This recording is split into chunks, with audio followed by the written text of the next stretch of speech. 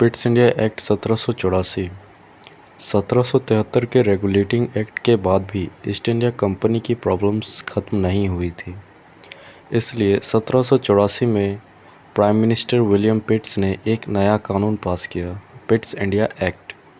यह act east India company पर British सरकार का कंट्रोल लाता है।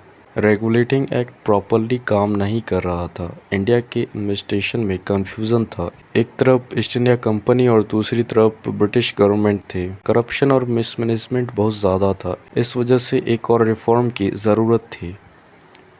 पिट्स इंडिया एक्ट के मेन फीचर्स ये थे कि अब लंदन में बोर्ड ऑफ कंट्रोल बनाया गया, जिसमें ब्रिटिश मिनिस्टर होते थे। कंपनी के कमर्शियल मैटर्स उनके पास रहे, लेकिन पॉलिटिकल डिसीजन अब सरकार के कंट्रोल में गए।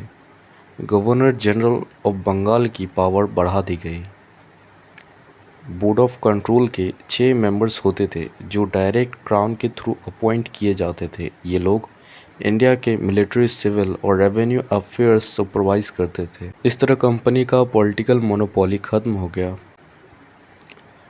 गवर्नर जनरल अब सुप्रीम अथॉरिटी बन गए। बॉम्बे और मद्रास की प्रेसिडेंसी भी उनके अंडर आ गई। इससे एडमिनिस्ट्रेशन सेंट्रलाइज हो गया और बंगाल का इम्पोर्टेंस और बढ़ गया। पिट्स इंडिया एक्ट की वजह से ब्रिटिश क्राउन का कंट्रोल स्ट्रांग हुआ, करप्शन रिड्यूस हुई और फ्यूचर रिफॉर्म्स जैसे चार्टर एक्ट और गवर्नमेंट ऑफ इंडिया एक्ट के लिए फाउंडेशन तैयार हुई। पिट्स इंडिया एक्ट ने ईस्ट इंडिया कंपनी की पॉलिटिकल फ्रीडम खत्म कर दी और इंडिया पर ब्रिटिश क्राउन का डायरेक्ट सुपरविजन स्टार्ट हुआ। यह ब्रिटिश रूल के कंसोलिडेशन का एक इम्पोर्टेंट स्टेप था। Thank you.